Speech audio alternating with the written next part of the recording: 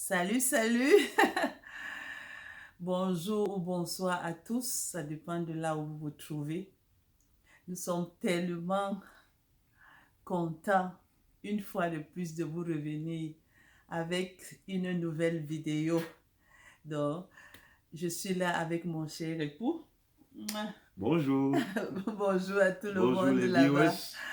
Donc, notre vidéo d'aujourd'hui a pour titre comment s'aider mutuellement, l'aide mutuelle, le support mutuel dans le foyer. La parole de Dieu dit dans Genèse, et il a dit à l'homme que je lui ferai une aide semblable. Il dit une aide semblable à lui. C'est vrai. Qu'est-ce qu'une aide, Dali? Une aide, c'est quelqu'un qui vient. Une aide, c'est quelqu'un qui vient t'épauler. C'est une main d'association. Yeah. C'est un secours. Exactement. Donc, une aide. Donc, nous devons d'abord commencer par définir le mot aide parce que plusieurs ne comprennent pas ce mot aide. Une aide, c'est quoi? Quand Dieu dit qu'il te donne une aide, c'est quelqu'un là qui est là. C'est une main d'association, comme mon mari a dit. C'est un support, c'est un soutien pour toi. Donc, ce que nous avons malheureusement constaté, les hommes ont pris, je commence d'abord par les hommes, ont pris ce mot aide, ils ont transformé cela à autre chose. Donc, on a l'impression que c'est la femme qui est responsable de la maison et puis le monsieur vient lui donner juste un coup de pouce. Alors que le Seigneur parlait à l'homme que je veux te donner quelqu'un qui va t'aider. Quelqu'un qui va t'aider, ça veut dire que quoi? Il te trouve d'abord un soutien. Un soutien, exactement. Donc tu as ta tâche, tu as tes responsabilités et puis Dieu te donne quelqu'un pour te soutenir, pour t'épauler. Qu'est-ce que tu dis, Dali? Oui, comme nous avons déjà salué nos viewers, comme tu as suscité la parole de Dieu, le mariage est divin, j'ai toujours dit cela. Et c'est Dieu qui a créé l'homme. C'est Dieu qui connaît ce que l'homme a besoin. Et Dieu a vu que l'homme a tellement de charges. Il a tellement de responsabilités. Et il ne peut pas les assumer seul. Et alors, il lui faut une main d'association. Il crée donc une femme à l'image de l'homme, d'abord tirée de l'homme, qu'il appelle l'aide de l'homme. Alors, si on ne comprend pas déjà le plan de Dieu, on passe à côté de son plan, ça fait déjà des problèmes. Et Satan donc récupère. Quand on passe à côté du plan de Dieu, Satan récupère. C'est pour ça que les foyers sont devenus comme les rings, les parloirs, les tribunaux. Parce que l'homme d'abord n'a pas compris que Dieu lui a donné une aide. Qu'est-ce que je voudrais dire ici? L'homme a 100% des tâches qu'il doit accomplir tout seul. Et Dieu lui donne une aide qui vient l'aider. Ce sont ses tâches, ce sont ses responsabilités. Elle vient juste l'aider. L'aide peut t'aider à 20%, 15%, 30%, 40%.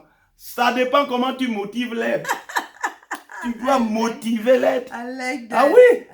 Alors, on n'a pas donc compris que non seulement elle est l'aide, il faut encore la motiver pour mieux t'aider. Et alors, on a cru que la femme, d'autres ont transformé la femme comme une esclave, comme une gardienne de la maison. Et d'autres m'ont appelé, je me souviens, les gens appelaient le ministre de l'Intérieur. Où il est le président de l'Intérieur, je ne sais pas. Donc, elle est le ministre de l'Intérieur. Alors, lui, il peut seulement sortir, il s'habille bien, il finit son travail, il revient, il mange, il dort. Le lit est dressé, la cuisine est préparée, le sol est nettoyé, tous les habits sont lavés, repassés par l'aide. Alors, lui ne fait plus absolument rien. Pire encore, l'aide travaille comme lui. L'aide revient du bureau, de ses tâches ou de ses occupations, ça dépend. Et l'aide se met encore à prendre soin de la maison. De lui-même. Et prendre soin encore de lui. lui-même. Mais finalement, ça devient comme de l'esclavage. Vous voyez? Donc, c'est pour ça que Dieu n'est pas content. Dieu n'est pas content. Nous devons considérer nos épouses comme nos aides et les motiver à mieux nous aider. J'espère que ça fait sens. Donc, je veux juste ajouter de l'eau au moulin à ce que mon mari vient de dire. Vraiment, c'est très touchant ce que nous vivons de nos jours. Oh. Je parle particulièrement à nous qui sommes de l'autre côté de la rive, nous qui sommes dans les pays étrangers, et puis on embrasse une nouvelle culture. De nouveaux défis. Des nouveaux défis. Yes. Donc vous avez dans un foyer l'homme et la femme qui vont au travail le matin. D'ailleurs, avant même d'aller au travail, c'est la femme qui doit s'occuper de la maison, qui doit apprêter les enfants, le déjeuner, aller accompagner les enfants à la garderie ou à l'école. Les deux vont au travail au même moment. Ils rentrent parfois au même moment et parfois c'est l'épouse qui rentre tardivement. Le monsieur, lui, il rentre, il se couche sur le canapé. Oh, il s'occupe de son ordinateur, son laptop. Oh, il est à la télé en train de... Il est dans son bureau. En train de visionner son football. Il attend que madame revienne. La dame doit aller chercher les enfants à la garderie. La dame doit venir dresser la table. Imaginez-vous. Préparer d'abord le repas. Oh, ça c'est un autre point encore. Si elle n'avait pas préparé, s'il n'y avait pas de repas, donc elle doit entrer à la cuisine, commencer à préparer. Le monsieur est là, il ne se gêne pas. La dame doit venir servir sur la table, débarrasser. Ah, come on. Et dans tout cela, il finit de manger, il se lève, il part se coucher et il attend encore madame dans la chambre pour recommencer. Non, Danny, for real, it's funny. On se demande, on se pose la question, mais finalement, qui aide l'autre? Est-ce que c'est comme mon mari a dit, il a dit que l'homme, c'est lui qui a 100% de ses tâches, de ses responsabilités. Et Dieu lui dit que, oh, ok, non, je te donne une main d'association.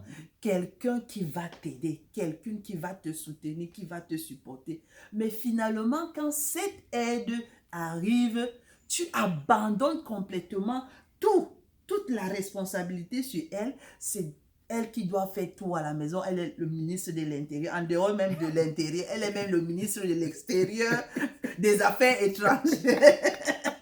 Elle assume. Elle s'occupe des membres de famille, c'est ça les affaires étrangères. Elle est le ministre des Finances. Même les Finances, c'est elle qui s'occupe des problèmes de la foyer, du foyer. La belle-mère, le beau-père, tout ça, c'est elle. Et finalement, on ne sait pas qui est alors l'aide. Est-ce que c'est l'homme? Soyons vraiment justes et conscients de ce que nous faisons, vraiment, mes frères. Ce n'est pas que le foyer n'est pas un lieu où il y a un chef, un roi tout-puissant qui s'assoit et puis il y a une servante qui est là pour faire toutes les tâches. Vraiment par amour, parce que par amour d'aller. Yes. Si j'aime ma femme, si j'aime mon mari, elle vient de rentrer du travail, nous revenons ensemble. Consciencieusement, je dois avoir cette conscience que de même que je suis fatiguée, elle aussi, elle est fatiguée. Oui, si tu permets. Oui. Ça sera comme si tu te plains peut-être parce que tu es une femme. Je pense que je peux un peu plus exceller là. Ok.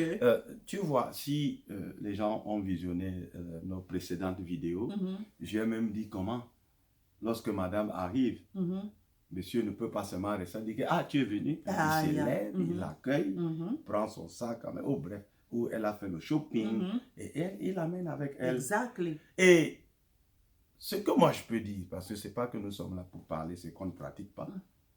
Tu vois ici, par exemple, si la neige tombe, comment la femme va sortir dans le foie nettoyer sa voiture et monsieur aussi nettoie la sienne? Non. Quand la neige tombe, c'est moi qui nettoie toujours les voitures. Mon épouse ne connaît pas comment nettoyer. Même quand la neige n'est pas tombée, c'est moi qui nettoie sa voiture, qui prend soin, qui contrôle l'huile et s'il faut ajouter ou faire. Bref, je m'occupe de tout ça pour qu'elle conduise seulement. Donc j'allège ta tâche. Et des fois tu arrives, je te sers parce que je suis venu un peu où je n'ai pas travaillé totalement. Je te sers toi aussi. C'est ça les motivations. L'aide. Ouais, c'est ça les motivations. Donc, le foyer, ce n'est pas un lieu de déséquilibre. Non. J'ai toujours dit, le couple, c'est deux personnes qui ne sont pas parfaites, que Dieu met ensemble pour se compléter. D'où ce qu'on appelle conjugaison. Tout dans le foyer est conjugaison. C'est conjugal. I like that.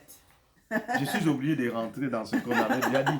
Je ne me répète pas parce que c'est par rapport à ce que nous traitons aujourd'hui. Donc pour moi, à mon humble avis, l'homme devrait d'abord être conscient que ce sont d'abord ses tâches et ses responsabilités. Dieu lui a associé une aide. Et alors, il doit aussi travailler. Il doit aussi aider. Aujourd'hui, les jeunes, les foyers ont trop de problèmes. Trop de couples ont de problèmes. Même les gens avec la Bible en main. Dès qu'on se carte du plan de Dieu, Satan récupère. Et quand il récupère, il vient donc avec les mésententes. Oh, c'est moi qui fais ça. Et le diable s'assoit sur l'homme, il s'assoit sur la femme. Et il commence à descendre, le diable monte. Et il devient le patron de la maison. Et catastrophe. Non. Le diable qui doit descendre, le couple doit monter. On ne doit pas donner la main droite à Satan. Excusez-moi parce que nous sommes un couple chrétien. Nous parlons dans un cadre chrétien.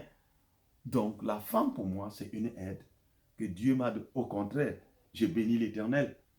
Je ne cesserai de dire merci à ma charmante épouse. C'est une main d'association. Donc on se tient les mains. Là où je ne peux pas, tu peux. Là où tu ne peux pas, je peux. Voilà, à mon humble avis, ce que moi j'entends aujourd'hui. Mais lorsqu'on regarde tout autour de nous, il y a de petites choses. La Bible même dit supporter quelques injustices. De petites choses qui parviennent à détruire les foyers et les couples. De petites choses qui font naître des querelles, des disputes qui ne devraient pas avoir place dans un couple. Encore un couple chrétien. Non. Donc, on s'entraide, on se soutient et on se motive mutuellement. Non, l'ennemi ne peut pas avoir accès. That's right. Dali, je veux revenir sur un point très important. Nous avons toujours parlé de la base du foyer qui est l'amour. Yes. Parce que je crois que tous ces déséquilibres-là viennent parce qu'il y a un problème. On a fauché quelque part au niveau de l'amour. Si tu permets, la parole de Dieu dit que ne fais pas autrui ce que tu ne veux veux pas qu'on te fasse. C'est ça. Si ta propre soeur même biologique va se marier quelque part, on la transforme en esclave. Et toutefois que tu vas arriver là-bas, tu vas te poser des questions. C'est la logique. C'est la logique. Donc, quand il y a de l'amour, oh là, la parole de Dieu dit que l'amour supporte tout, elle est patiente, elle est pleine de bonnes choses. De patience. L'amour ne se plaint pas. Donc, quand il y a l'amour, l'homme ne va pas voir que ça c'est la tâche de la femme. Non. Et la femme ne va pas voir que ça c'est la tâche de l'homme. C'est bilatéral. Exactement. Donc, quand il y a l'amour dans un foyer, oh là là, tout est en harmonie.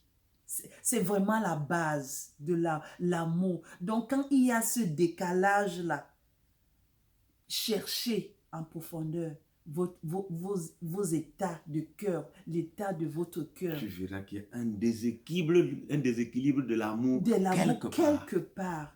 C'est-à-dire que parfois, c'est comme par esprit de vengeance. I don't know how to explain it. Mais travailler sur l'amour. quand il y a l'amour, je n'ai pas besoin de demander à mon mari que, s'il te plaît, fais-moi ceci. Lui-même, consciencieusement, il connaît que ma femme, quand elle rentre, mon mari sait que quand j'aime la salade. Oh. Donc, Des fois, je t'appelle. parfois- Ma chérie, ma joie, tu veux que je te fasse une Donc, salade? parfois, je suis même encore au travail. Il est déjà à la maison. Il me dit, ma joie, est-ce que tu as besoin d'une salade? C'est moi qui dis que oui. S'il te plaît, fais ça comme ça. Je veux que la salade soit comme ça, comme ça. Et aussi, je peux lui demander que, s'il te plaît, est-ce que tu peux m'aider à me réchauffer quelque chose avant d'arriver? Avant que tu n'arrives. Exact. Il ne va pas dire que non. Je ne va suis pas pas une rester... femme, je vais pas faire quoi à la Ou il ne cuisine. va pas rester là sur la table m'attendre, dire que non, tu vas venir, tu vas dresser la table, je vais m'asseoir. Et s'il vous plaît, l'amour, l'amour, l'amour et l'amour. Ce n'est pas un autre aspect aussi. Ce n'est pas parce que ton père a traité ta maman de cette manière que tu vas répéter le cycle. Parce que j'ai déjà entendu ça quelque part que, oh, ma mère, c'est elle qui faisait tout chez nous. Oh, elle faisait tout. Mon père ne faisait absolument, même si c'est à minuit, mon père va dresser la table, ma mère va dresser la table. Non! Les contextes sont différents. Si tu permets. Oui, d'aller. Le mariage n'est pas héréditaire. Non.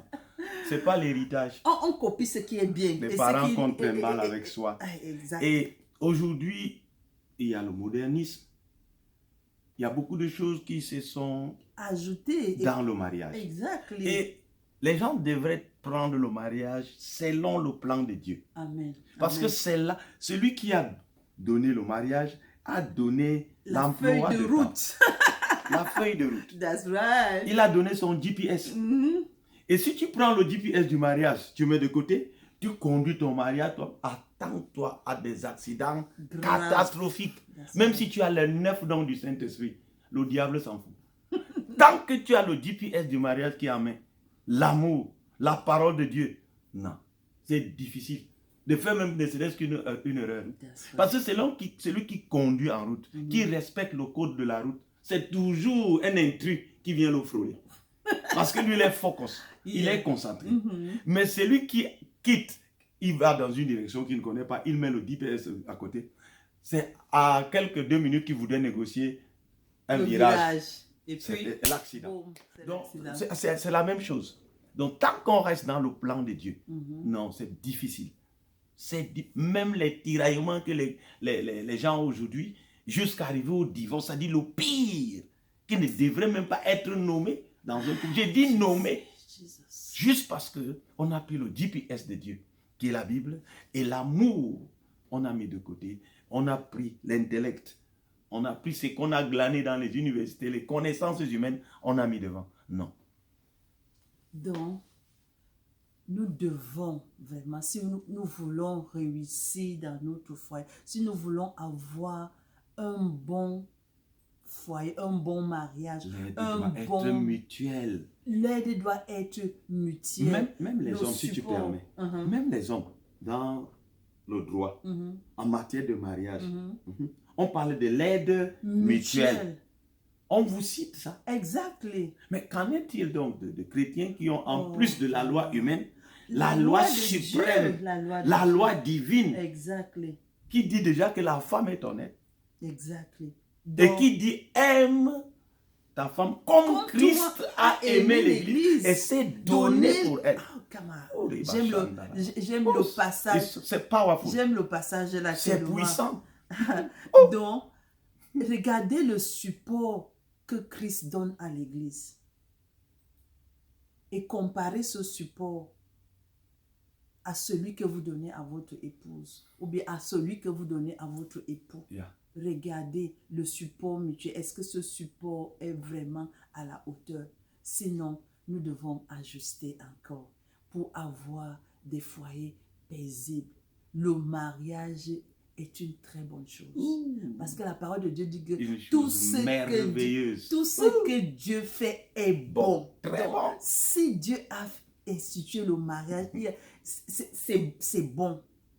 Que le diable ne vienne pas vous tromper, que non, le mariage n'est pas bon à cause des difficultés. Non. Mettez le Seigneur Dieu au début, comme mon mari a dit. et l'amour. Je crois que L'aide mutuelle. toute chose, non, ça, Une ça- vie harmonieuse dans le harmonieuse, couple. harmonieuse. Vous Sans n'aurez pas discussion, de sans problème. querelle. Exactly. Donc, travaillez sur l'aide mutuelle. Aimez-vous, travaillez sur votre amour. Travaillez, réfléchissez. Chaque jour, je réfléchis. Qu'est-ce que je dois faire pour plaire à mon époux? Mais Qu'est-ce c'est que je ça, le dois boulot. faire pour C'est plaire ça même le boulot à ma, qu'on à- met de côté à mon épouse?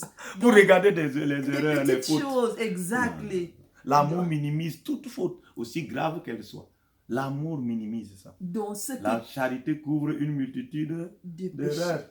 Donc, si nous voulons vraiment réussir, soutenons-nous les mains, Yes. supportons-nous, aimons-nous.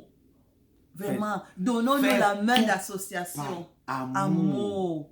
Et le mariage, Que l'amour soit la base Ouais. de tout.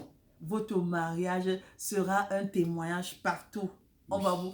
Les gens ne connaîtront pas ce qui se passe là-dedans. Si tu permets, je Yes. vais donner un petit témoignage. Nous avons un couple ami. Lorsque l'épouse, son petit frère devait se marier, il lui a dit, vache Kizito, il doit te mettre le mariage dans la tête. Et il a été humble. Un grand fonctionnaire, quelqu'un qui a fait l'école, un jeune homme. Il est venu, les samedis on se retrouvait et on parlait de ces choses.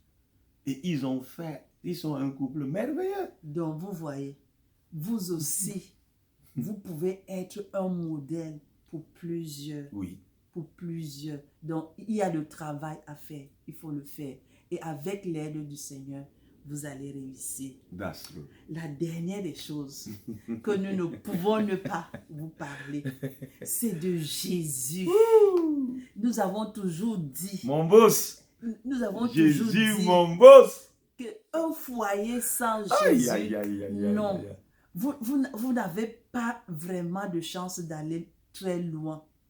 Parce que la parole de Dieu dit que celui qui bâtit sans Jésus bâtit en vain. Yes. C'est un foyer qui n'ira pas loin si vous n'avez pas Jésus. Donc, Jésus, la fondation, qu'est-ce que tu dis là? Oui, c'est vrai. La Bible dit que Jésus est la pierre Angulaire. Alléluia. rejetée par Par- ceux qui bâtissent. Baptiste. Ici-bas, tout se bâtit. Les études, le travail, la formation, tout est, Bâti. on bâtit. La vie aussi, c'est quelque chose qu'on bâtit. Le mariage. Et le mariage aussi, ça se Bâti. Et Dieu nous a donné une pierre angulaire, Angulaire. c'est-à-dire Yes. un support, un poteau central qui soutient tout le bâtisse. Donc, si tu veux bâtir quoi que ce soit, Jésus. Jésus doit être la pierre fondation. Angulaire. Donc, tu dis bâti sur le roc. Et la Bible l'appelle aussi Le le roc. roc. Et le roc séculaire. Amen. Donc, quand tu bâtis sur Jésus, c'est solide. Mais aujourd'hui, on met Jésus de côté. Oh. On bâtit sur du Du sable. sable. La Bible dit que celui qui bâtit sur le sable, quand la tornade tombe, La son maison va travail se renverse. Sa maison sera Son renversée. ouvrage se renverse. That's right. Mais celui qui bâtit sur le roc, les bourrasques viennent. Qu'est-ce que j'entends par avant? Les difficultés. Les difficultés, Les problèmes. les challenges, Exactly. les défis. Exactly. Ça ne bouge pas. Le mariage subit des secousses parce que le diable est jaloux du couple. Mhm. Jaloux. Les sorciers sont jaloux. Alors Jésus est là pour protéger. Amen. Yes. Pour sécuriser. Amen. Pour fortifier. Amen. Pour édifier. Amen. Donc Jésus est la base. Maintenant, bâtir une vie sans Jésus, surtout ces derniers temps. J'ai dit aux gens, nous vivons les derniers temps. Il n'y a plus de temps à perdre. Jésus revient bientôt. Jésus revient bientôt. Bientôt. Bientôt. Quand je sors, c'est ça que je prêche. Jésus Mon frère, revient bientôt. ma soeur, vous qui nous écoutez, messieurs, madame, mademoiselle, Jésus-Christ revient bientôt. C'est la puissante prophétie de la Bible qui doit elle-même imminente. Elle va s'accomplir d'un moment à l'autre. Amen. La seule chose pour vous, c'est de vous préparer, Amen. pour être prêt. Et alors, êtes-vous prêt si Jésus revenait aujourd'hui et maintenant? Heureusement, il nous a encore donné du temps. Donc, ce petit temps, ce laps de temps qui nous reste, c'est le temps de se préparer. Monsieur, madame, mademoiselle, donnez votre vie au Seigneur Jésus. Amen. Recevez Jésus comme votre Seigneur et Sauveur personnel. Amen. Parce que le salut est individuel. Amen. Dès que vous recevez Jésus, il va pardonner vos péchés. Il va vous laver avec son sang et vous serez un candidat du ciel. Et alors, quand il vient enlever son peuple, son église, ses disciples, il ne vous laissera pas de côté. C'est le seul moyen de sauver votre âme et d'assurer votre avenir. Que Dieu vous bénisse. Merci beaucoup de nous avoir écoutés et nous espérons que cette vidéo va vous édifier. S'il vous plaît, ne manquez pas de liker la vidéo et surtout de vous souscrire. Vos commentaires aussi nous vont tout droit au cœur. Merci et bonne journée à vous. Que le Seigneur vous bénisse. Amen.